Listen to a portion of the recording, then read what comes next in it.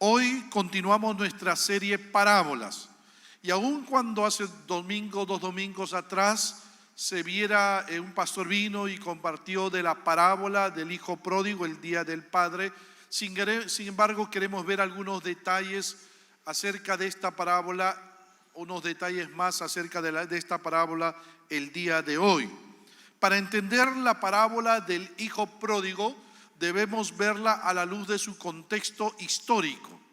Usted sabe, la Biblia es un libro que fue terminada de escribir hace 2000 años atrás. Es un libro del Oriente, del Medio Oriente. Narra hechos que ocurrieron en un pueblo agrícola del primer siglo. Note, para poder entender un poco la parábola del hijo pródigo. No podemos traer esta parábola hoy y tratar de explicarlo con circunstancias de hoy, sino con las que ocurrían en ese tiempo. ¿Por qué Jesús contó esta parábola? La respuesta está en Lucas, capítulo 15, versículo 1 y 2. Se acercaban a Jesús todos los publicanos y pecadores para oírle, y los fariseos y los escribas murmuraban diciendo: Este a los pecadores recibe y con ellos come. ¿Nota? ¿Quiénes eran los escribas y fariseos? Los escribas eran los intérpretes de la ley. Guardaban estrictamente las tradiciones judías. En ello eran muy estrictos. Copiaban la palabra de Dios. Los fariseos eran los legalistas, aquellos que creían que para ser salvos había que obedecer estrictamente la ley de Moisés. Note, ambos grupos eran religiosos, pero eran hipócritas. Note bien, religiosos pero hipócritas. ¿Por qué? Porque públicamente cumplían la ley. Delante de las personas cumplían la ley. Cuando ellos iban a echar los diezmos en el templo, entonces ellos llevaban sus monedas y las hacían sonar, ¡fi! ¡Ping! Y sonaban, para que todos escucharan que ellos cumplían la ley. Eran celosos en el cumplimiento de la ley de Moisés. Pero en privado eran tremendos pecadores y corruptos, a tal punto que el Señor Jesús dijo de ellos: sepulcros blanqueados. Mateo 23, 27. Sepulcros blanqueados. Por fuera se muestran hermosos, pero por dentro están llenos de toda inmundicia. ¿Notan la descripción que hizo el Señor Jesús de ellos? A estos escribas y fariseos les enojaba que Jesús comiera con publicanos, prostitutas y ladrones. Se enojaba. Es decir, con todos aquellos que eran llamados pecadores, gente indecente. Para estos judíos, comer con ellos significaba aprobar la conducta que ellos tenían. Así que vieron esta ocasión como una oportunidad para acusar al Señor Jesús de pecador y de satánico. Pero nosotros sabemos que el Señor Jesús no comía con pecadores porque participaba del pecado de esos pecadores. No, cuidado. Nuestro Señor Jesucristo era sin pecado, santo, santo, santo. El Señor Jesús comía con los pecadores por la razón de su venida. La Biblia es bien clara, el Señor Jesús fue bien claro. Jesús vino, Lucas 19:10, a buscar y a salvar lo que se había perdido. Entonces, para que entendiesen esta verdad, el Señor Jesús le contó a estos escribas y fariseos 3 parábolas. La parábola de la oveja perdida, la parábola de la moneda perdida y la parábola del hijo pródigo. Ahora, la que nos toca estudiar hoy es la parábola del hijo pródigo. ¿Qué encontramos en esta parábola? 6 cosas importantes. Amén. 6 cosas importantes. Anótelo, escríbalo, compártalo con otros. Amén. Y sígame, por favor. ¿Cuántos me están siguiendo? Amén. Sígame. No se vaya a distraer esta mañana. Uno, en primer lugar, independencia. La primera cosa que encontramos, independencia. Mire lo que dice el versículo 11 y 12. Un hombre tenía 2 hijos y el menor de ellos dijo a su padre: Padre, dame la parte de los bienes que me corresponde. Ahora, mi hermano, este era un pedido vergonzoso. Este pedido que está haciendo el hijo menor era un pedido descarado, un pedido que deshonraba al padre. Tú me dirás, ¿por qué, pastor? Por 3 razones. Uno, porque estaba despreciando su herencia. Este hijo malcriado, este hijo rebelde, estaba despreciando la herencia de sus padres, la herencia de la familia. Usted sabe que las tierras no se podían traspasar en el tiempo del primer siglo, no se podían vender, no se podían traspasar fuera de la línea familiar. La ley de Moisés protegía las posesiones familiares. Esas posesiones iban de generación en generación. Era un legado de familia. Y lo que está haciendo este hijo al pedir su herencia era despreciar el legado de la familia, porque él quería pedir la herencia para deshacerse de ella. Este joven no tiene paciencia. Este joven quiere la herencia ya, ahora. En segundo lugar, este joven estaba deshonrando a su padre con ese pedido. Tú me dirás, ¿por qué, pastor? Porque la herencia en aquel tiempo se daba cuando el padre moría. Lo que estaba pidiendo al padre, este joven, el menor de los hijos, era, lo que le estaba diciendo a su padre era: Padre, mira, realmente lo que yo deseo es que tú estés muerto. Eso es lo que quiero. Obstaculizas tú, Padre, mis planes. Si hay algo que yo quiero, papá, es mi libertad. Ya no quiero estar bajo autoridad de nadie. No quiero. Eso le estaba pidiendo el hijo a su padre. Y estaba deseando la muerte de su padre. Y en tercer lugar, porque estaba exigiendo sus derechos de nacimiento. Al pedir parte de los bienes, es interesante que parte de los bienes significa también objetos de valor personal. Y de estos objetos de valor personal que había en la familia, que había en el hogar, 1/3 de esos objetos le correspondía al hijo menor. Pero no se podían vender, pues el padre aún estaba vivo. Pero tú sabes que lo que necesitaba el hijo para financiar su rebeldía e independencia era dinero en efectivo. Él no necesitaba bienes, él no necesitaba una cama, no necesitaba un mueble, no necesitaba cosas. Con esas cosas él todavía se mantenía atado al padre. Él lo que necesitaba era dinero en efectivo. Lo que le estaba diciendo al padre es: Padre, te vendo mi derecho de nacimiento. Esa tercera parte que a mí me corresponde, por favor te lo vendo, dámelo en efectivo, papá. Ojo, ojo.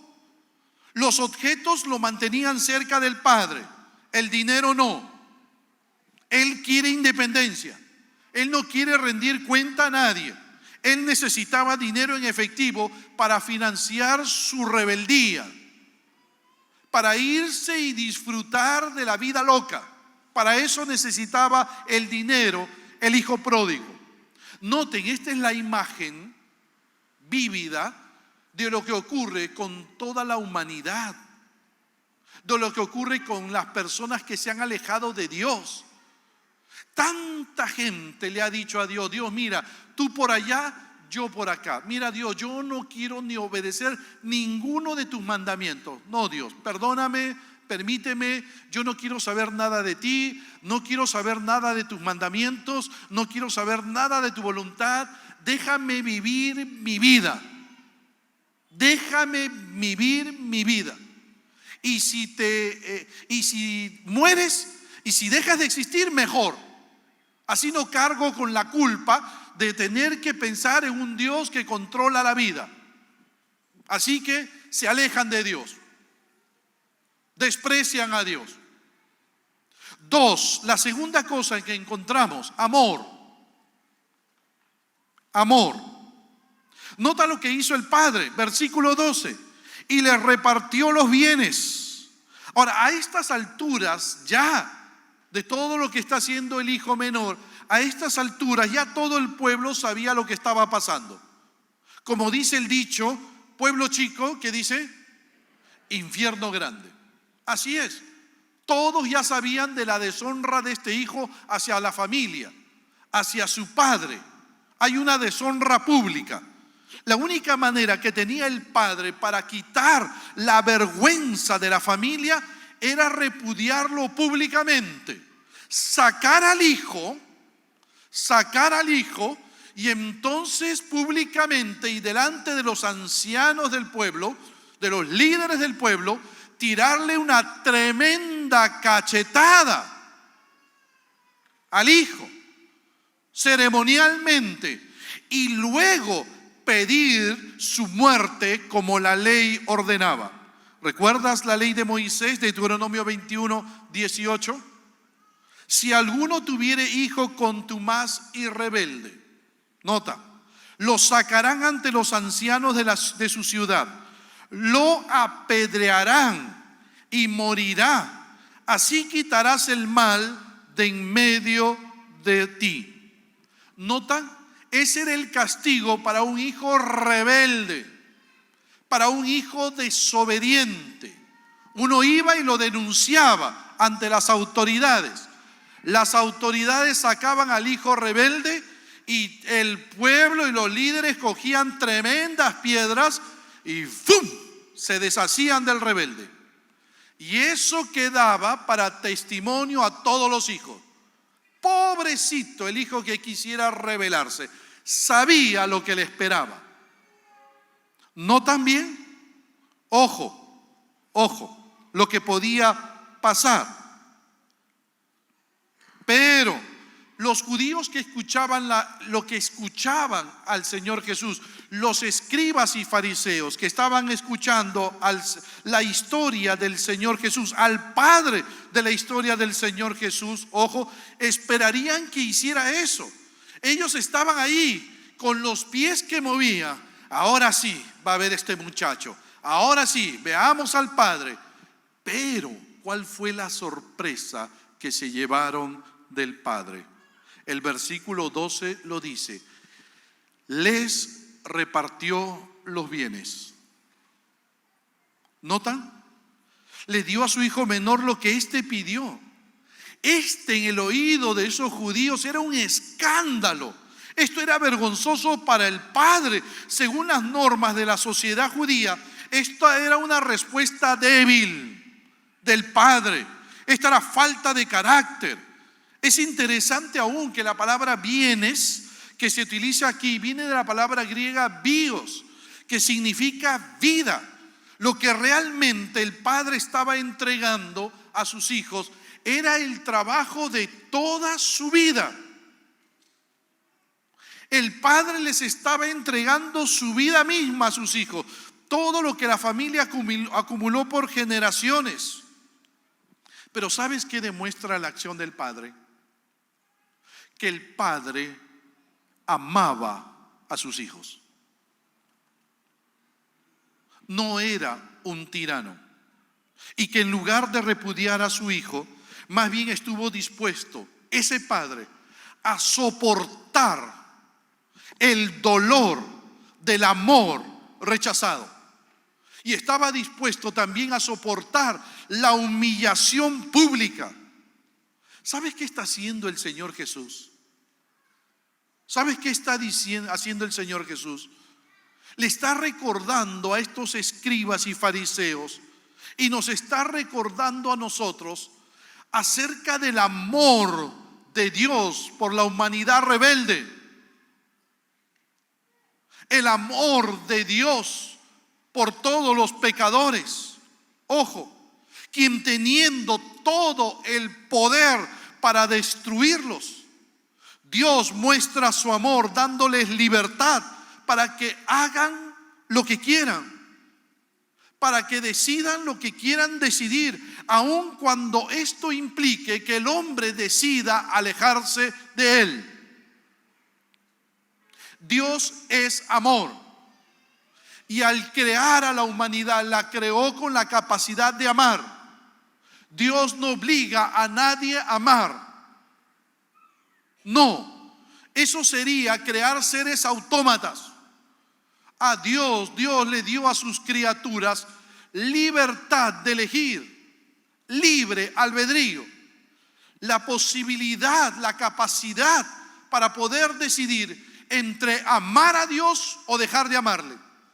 Lamentablemente la humanidad entera eligió no amar a Dios, eligió desobedecer a Dios y se alejó de Él.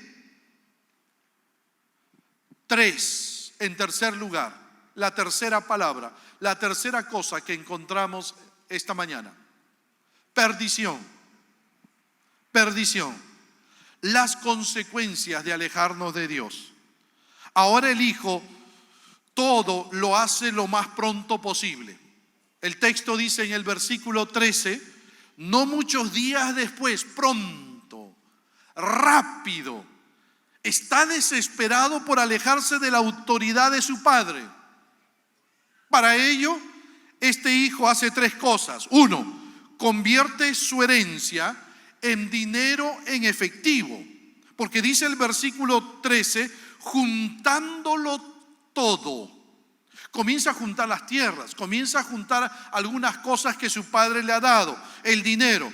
Pero como no podía vender los bienes mientras su padre estuviera vivo, entonces lo que hizo en su afán por conseguir dinero, lo que hizo fue baratear las cosas, malbaratear las cosas.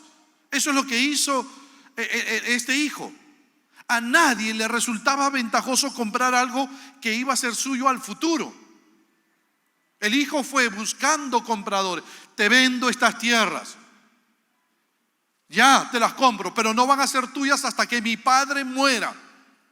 No vale la pena comprar algo que solamente va a ser nuestro al futuro. Pero va a ser al futuro y va a ser tuyo. Espérate que mi padre muera. En cualquier momento muere ese viejo. Te lo compro, pero te pago menos.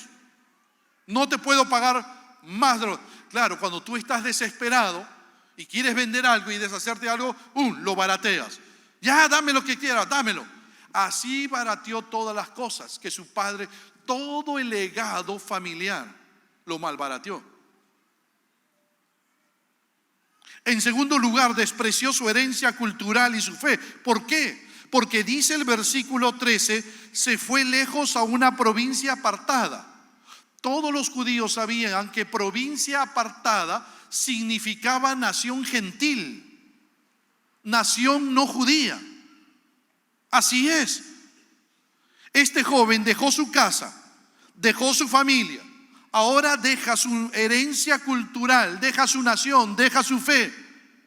Los judíos que estaban escuchando a Jesús se escandalizarían porque no solo deshonró al Padre, sino que ahora este joven malcriado, este joven sin escrúpulos, no solamente ha deshonrado a su padre, sino que ahora deshonra a su nación y deshonra su fe. Ahora, ¿por qué se va a una nación gentil y no judía? Está más claro que el agua. Para pecar con libertad. Así es. Se aleja de todos aquellos que podían conocerlo. Se aleja, se va a un lugar donde nadie le podía hacer recordar los 10 mandamientos. Se va a un lugar donde nadie podía hablarle de Dios y de su voluntad. Se va a un lugar donde él puede pecar con entera libertad. Así es. Así es. Aquellos que viven y se revuelcan en el pecado y se han alejado de Dios, se van a los lugares, ¿no es cierto?, donde pueden pecar con entera libertad, ¿no es cierto? Ah, no, me voy a Las Vegas, a la ciudad del pecado. Nadie me conoce. Allí nadie me va a decir lo que tengo que hacer. Allí yo puedo pecar con entera libertad. Así es. Eso es lo que hace mucha gente. Mucha gente que se ha alejado de Dios. Y no solamente eso, sino que luego que se va a esa nación gentil, entonces pasa lo que habría de pasar. Lo que él quería hacer, él hace lo que él quería hacer. Comenzó a vivir perdidamente. Versículo 13, y allí desperdició sus bienes viviendo perdidamente. ¿Notas? Esa palabra desperdició habla de tirar el dinero al aire. Tiene la imagen de la espiga, o cuando quieres sacarle el grano de trigo, lo que haces es tirarla arriba para que el trigo caiga, el aire se lleve el trigo y caiga el trigo por un lado y por otro lado la espiga. Nota, esa imagen tiene esa palabra desperdició. Tiró el dinero por la ventana para vivir este joven perdidamente. Ahora, ¿en qué gastó su dinero? ¿En qué comenzó a gastar su dinero? Dice el versículo 30, su hermano mayor dijo: este ha consumido tus bienes con rameras. Así es. Si el Señor Jesús no corrigió, no dijo nada del hermano mayor y de esa aseveración, es porque era cierto. Este hijo gastó todo su dinero en mujeres. Mujeres por allá, mujeres por acá, en rameras, en malos amigos. Claro, cuando tú tienes dinero no consigues buenos amigos, malos amigos. Esos que se juntan a ti por tu dinero. Oh, la pata, no, y tienes plata. Oye, pata, soy tu amigo, pues. Nos vamos juntos a gastar el dinero. Los amigos, entre comillas, en licor, en droga. ¿No? ¿Y qué pudo haber dicho el hijo pródigo? ¿Ves, amigo? No pasa nada. Absolutamente nada. Dios es amor. Y como es amor, no va a castigar a nadie. Así que sigamos para adelante en nuestra vida. Le rezo el domingo y todo se arregla. Además, ni siquiera sabemos si Dios existe. ¿Ves? ¿Ves?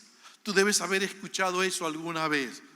Ah, pequemos con libertad, olvídate, Dios no existe, la evolución existe. Nosotros venimos del mono. Si tú dices que vienes de Dios, tendrás que obedecer los mandamientos de Dios. Mejor di que vienes del mono. El mono no da mandamientos. ¿Notas? ¿Notas? Vive a sus anchas, como tanta gente entregada al pecado, ¿no? Vive la vida loca, ¿no? Vive con quien quiere vivir. Hombre con hombre, mujer con mujer, hacen de su vida lo que le da la gana. ¿Hasta qué? 4. Crisis. Cuarta cosa que aprendemos esta mañana. Crisis. Crisis. Versículo 14. Y cuando todo lo hubo malgastado, así es. Cuando tú estás lejos de Dios, cuando Dios no ocupa el primer lugar en tu vida, todo lo malgastas. No sabes administrar el dinero. Así es. Tú me dirás: no, pastor, mire, cuando yo gane más, administraré mejor mi dinero. No, mentira. Tú vas a ganar más y vas a gastar más. Y va a ser peor.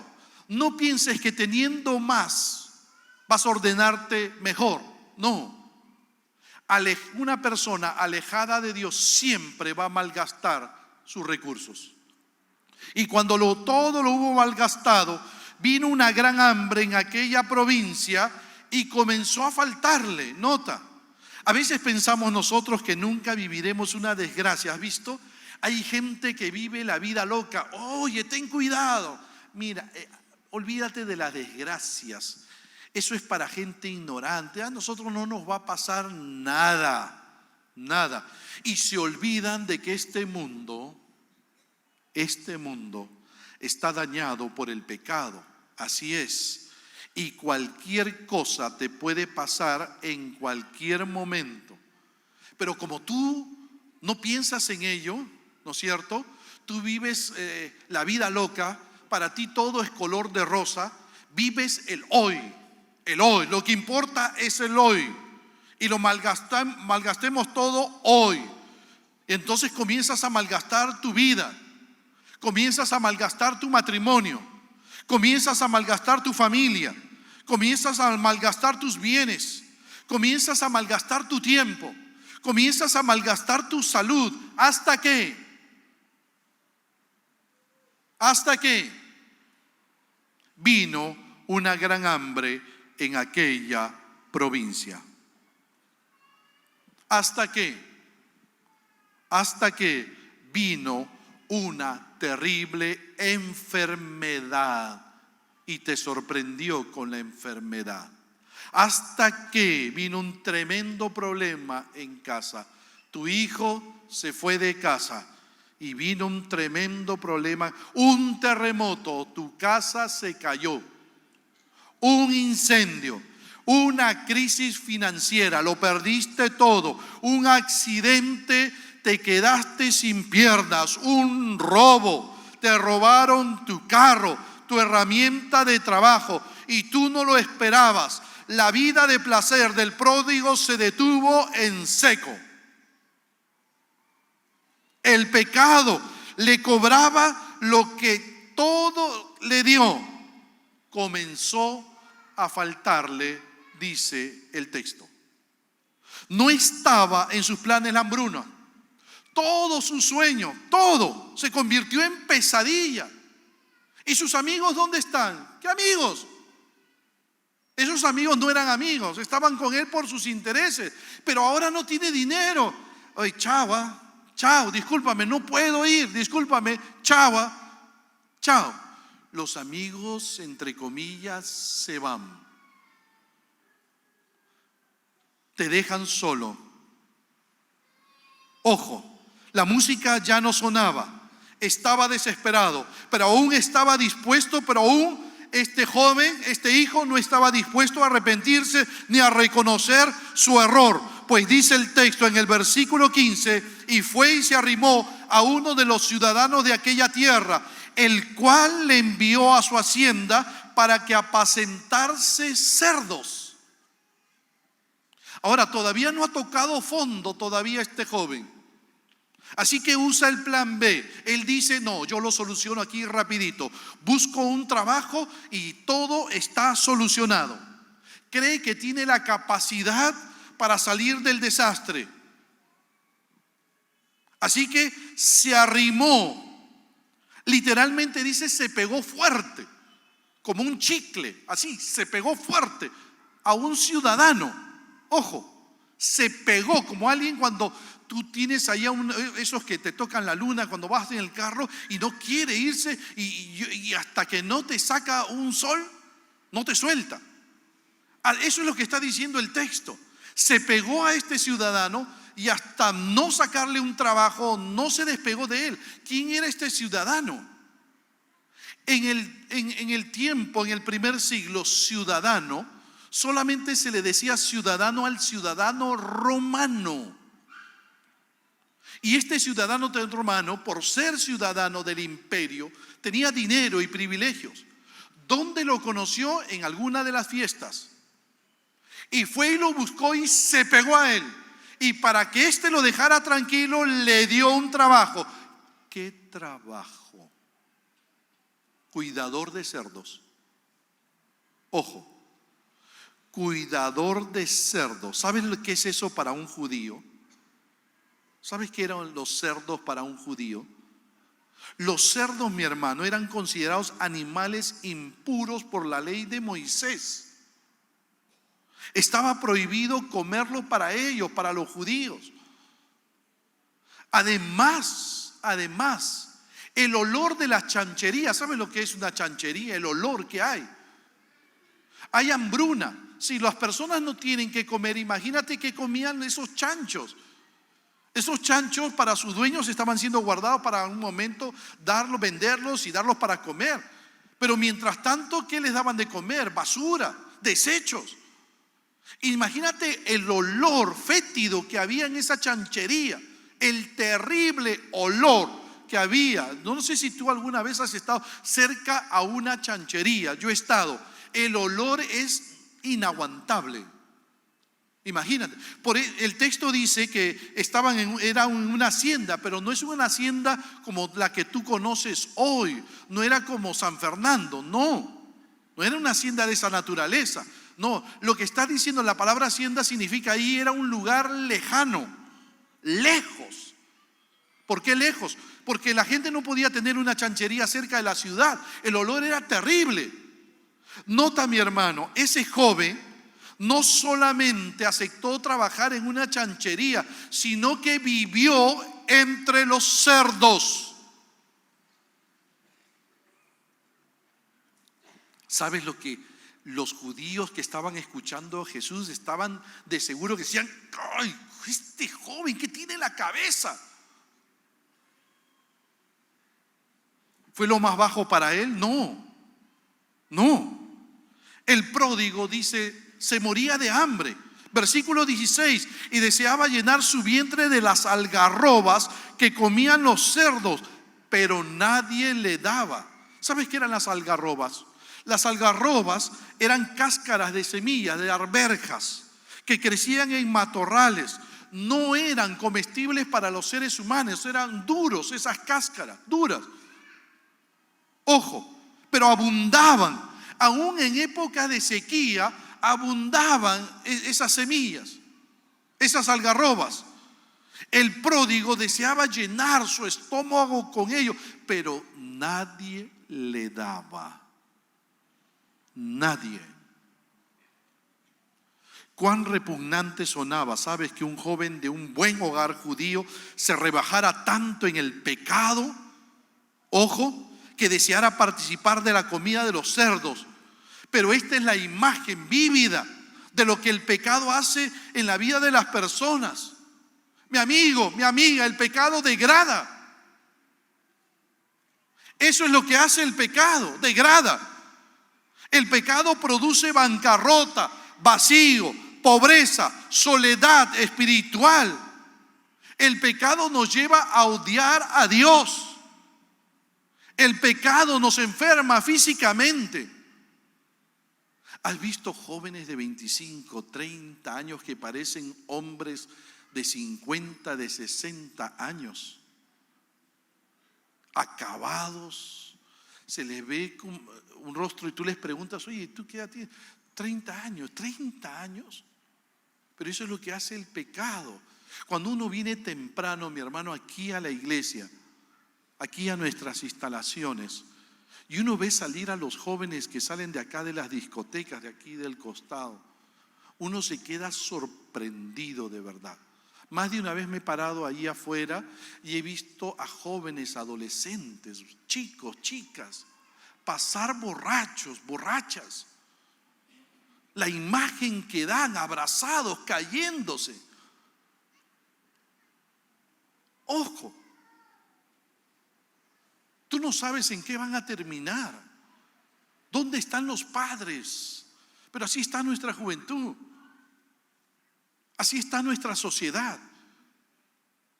El pecado degrada. El pecado está destruyendo la familia. Y por ende se está destruyendo la sociedad. Así es. Tú has visto a ese hombre, mira lo que hace el pecado. ¿Has visto al monstruo de Cajamarca? ¿Lo viste, lo leíste en el periódico? Un hombre que en el lugar donde vivía era un hombre respetable, pero era un pedófilo. Abusó de 13 niñas. Y luego terminó suicidándose. Eso es lo que hace el pecado.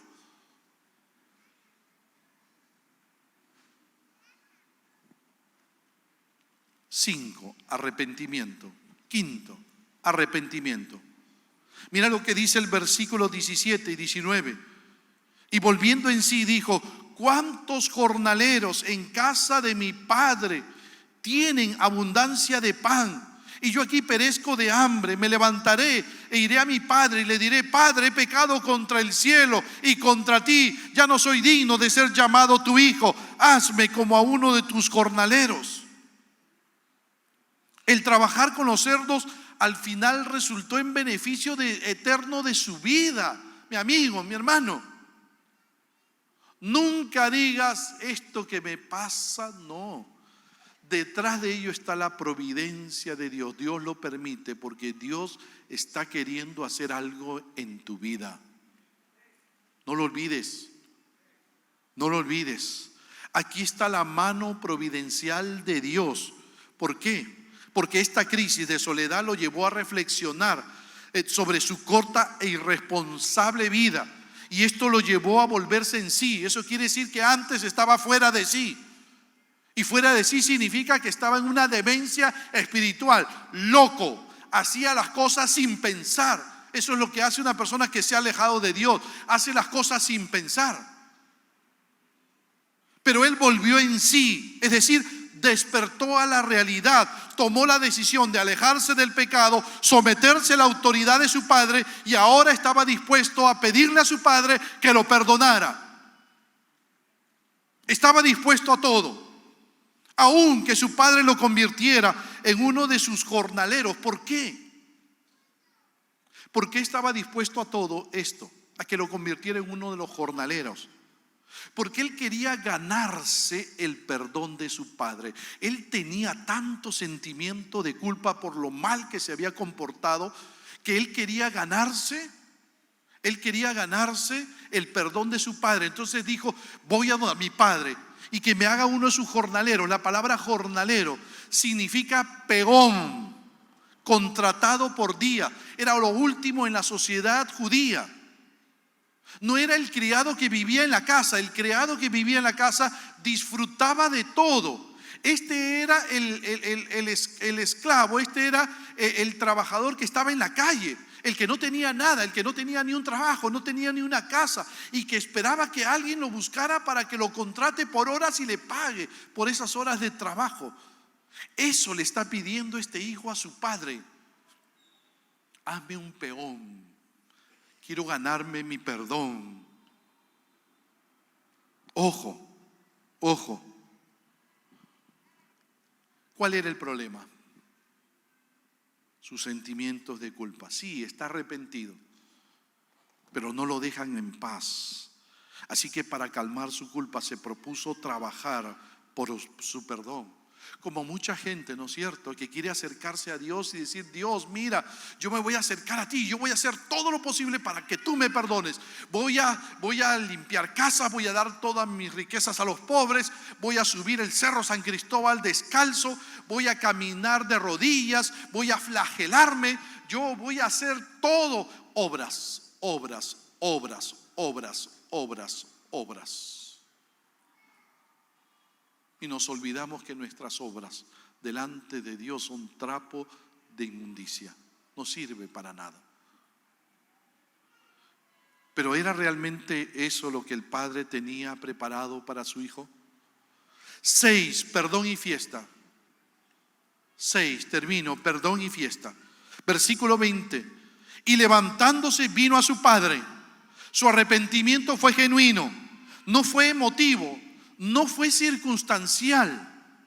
No, él se levanta y va donde su padre. Para los escribas y fariseos que escuchaban a Jesús, ellos estarían diciendo: bueno, lo que le espera ahora a este hijo. Sigue Jesús, le espera la muerte, le espera la muerte. Pero ¿cuál fue su sorpresa cuando escucharon estas palabras de Jesús? Y cuando aún estaba lejos, versículo 20, y cuando aún estaba lejos, lo vio su padre y fue movido a misericordia y corrió y se echó sobre su cuello y le besó. Es decir, ese padre esperaba el regreso de su hijo menor. ¿Cómo lo sabemos? Porque lo vio de lejos. Lo vio de lejos. Eso quiere decir que su padre todos los días se paraba en la puerta y miraba hacia el horizonte con la esperanza de volver a ver a su hijo arrepentido y él pueda darle de su perdón y reconciliarse con él. Eso esperaba el Padre. Eso habla que Dios es quien salva. Mi hermano, eso habla de que Dios es quien salva. Dios es quien llama. Dios es quien justifica. Dios es quien santifica. Y Dios es quien glorifica a cada pecador que se arrepiente. Pero lo que debe haber llamado más la atención de los escribas y fariseos es que el padre salió corriendo. Al ver a su hijo, salió corriendo. En la cultura judía eso era mal visto. Los judíos no corrían. Los judíos tenían que caminar, y con garbo, de acuerdo a su clase. Peor aún, para correr, este padre tenía que levantarse la falda, porque el vestido era una falda larga. El vestido del hombre era una falda larga. Él tenía que subirse la falda y amarrarse. Y al correr se le vería las piernas, si es que no se le vería algo más. Y para un hombre maduro, correr de esa forma era eso algo deshonroso. Pero a ese padre no le importa ni le interesa lo que la gente piensa. A ese padre le interesa su hijo. A ese padre le interesa su hijo. No le interesa levantarse la túnica ni ser humillado, no. Le interesa poco eso. Versículo 20. Ese padre, sin le importarle nada, dice que se tiró encima de él, se echó sobre su cuello y le besó. Y en el griego el verbo indica que le besó varias veces. Ese padre se tiró encima de su hijo y agarró y lo dijo: "Mam, mam, mam, mam". Y ese hijo olía a cerdo, olía a basura, tenía el cabello duro como los rastras por tantos meses sin bañarse. Ese hijo olía, su cuerpo olía feo, su axila, su cuerpo olía horrible, la ropa estaba cochina, era como abrazar un mendigo, un pordiosero de la calle. Pero a él no le interesa el olor de su hijo, ni cómo está vestido, no le interesa nada. Él agarra y lo besa, y lo besa, y lo besa, y lo besa, y lo besa.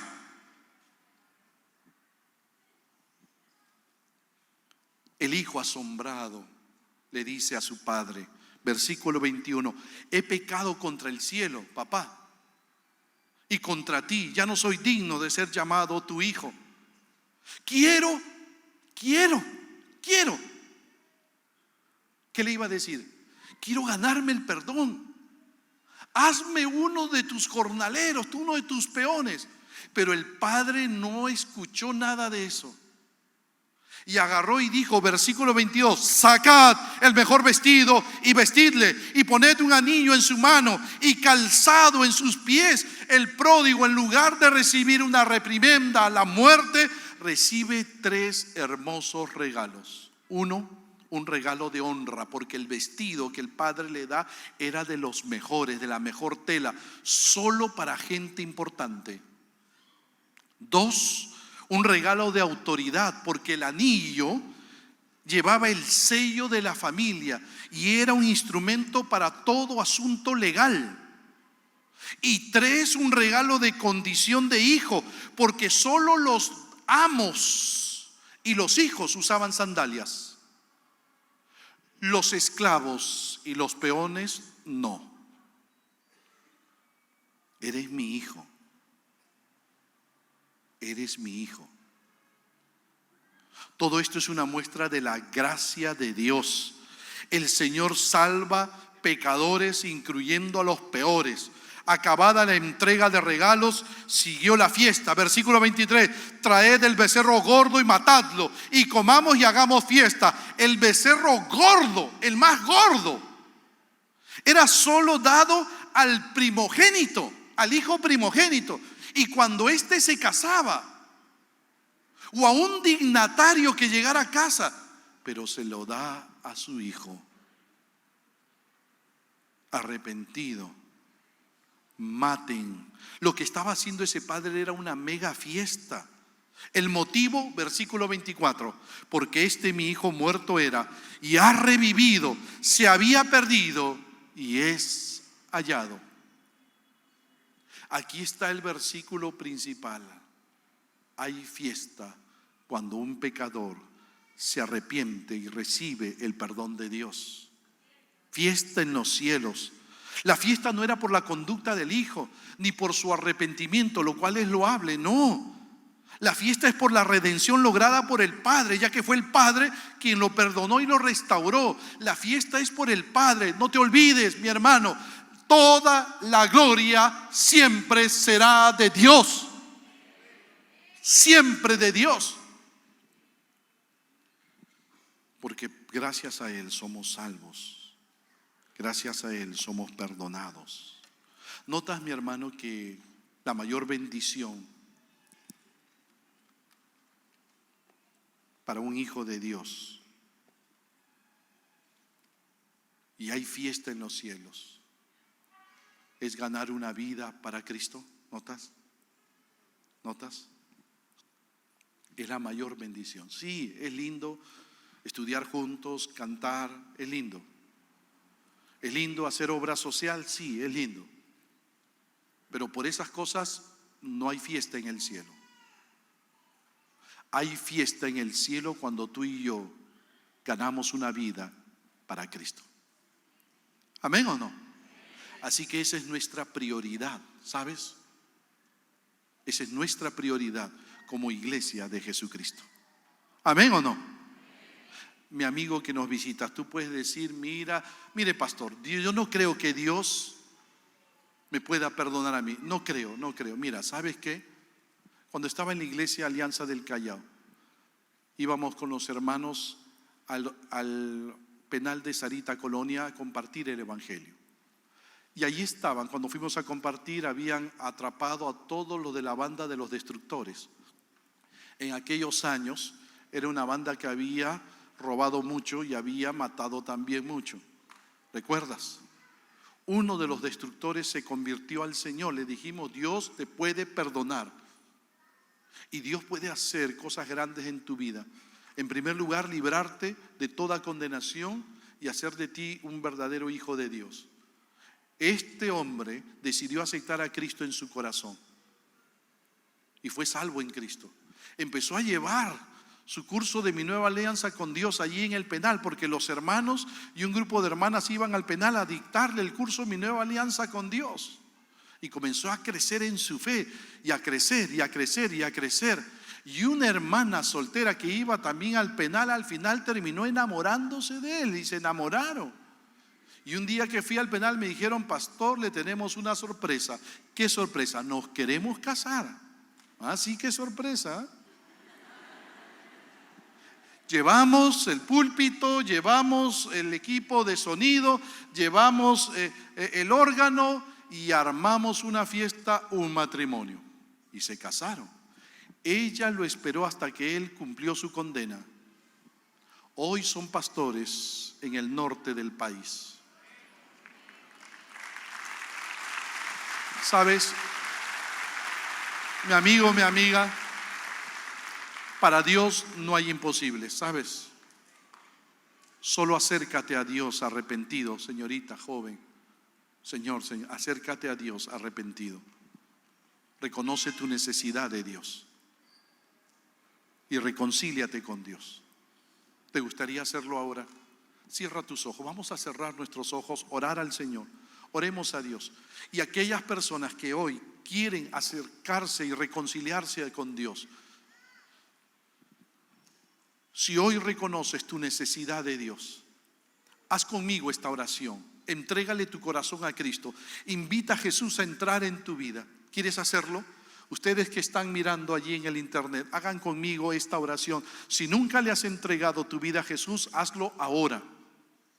Repite esta oración conmigo. Dile a Jesús de esta manera: Señor Jesús, te abro mi corazón, te entrego mi vida. Perdona todos mis pecados.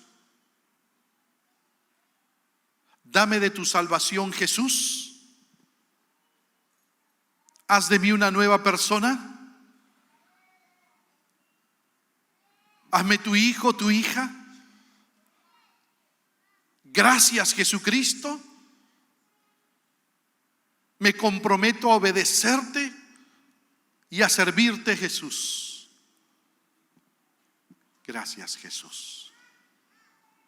Gracias, Jesús. Sigamos orando. Quizás hay personas que esta mañana han hecho esta oración conmigo por primera vez y aceptaron a Cristo en su corazón. Hoy se han arrepentido de sus pecados. Hoy han reconocido su necesidad de Dios. Hoy hayan invitado a Cristo a entrar en su vida. Me gustaría orar por ti. ¿Hay alguien esta mañana? Indíquemelo levantando su mano. Ahí donde está mientras oramos. ¿Hay alguien? Dios te bendiga. Dios te bendiga. Dios te bendiga. Dios te bendiga. Dios te bendiga. Dios te bendiga. Dios te bendiga. Gracias a Dios. Dios te bendiga, caballero. Gracias a Dios. ¿Hay alguien más? Dios te bendiga. Dios te bendiga. Gracias a Dios. Dios te bendiga. Dios te bendiga. Gracias a Dios. ¿Hay alguien más?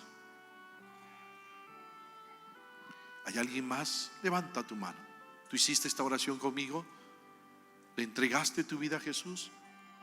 Dios te bendiga. Gracias a Dios. ¿Hay alguien más?